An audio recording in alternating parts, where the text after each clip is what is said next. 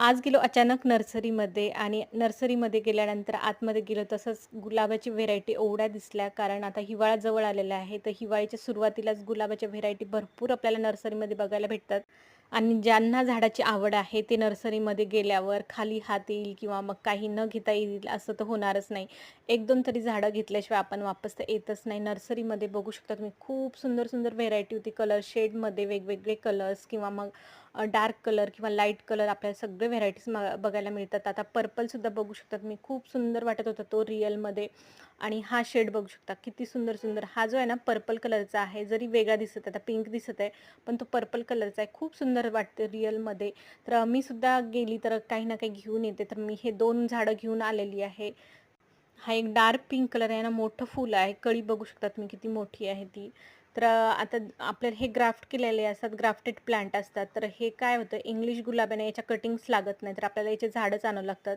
तर हा सुद्धा बघू शकता तुम्ही किती छान शेड आहे ऑरेंज आणि येलोमध्ये.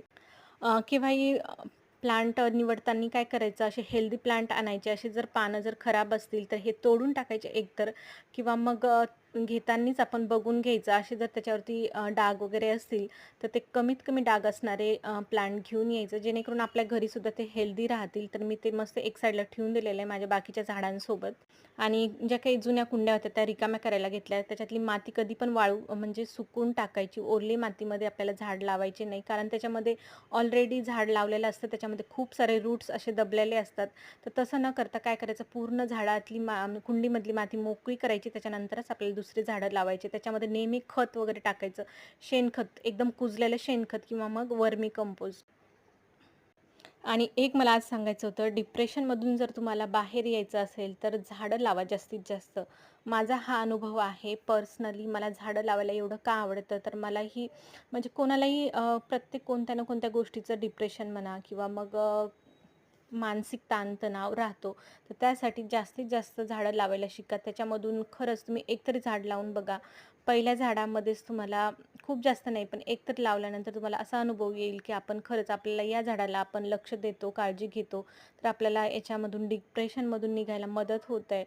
तर तुम्ही एकदम आपल्या स्वतःच्या मुलासारखी याची काळजी घेतली, तर खरंच तुम्हाला त्याचा फायदा होईल. नक्की करून बघा.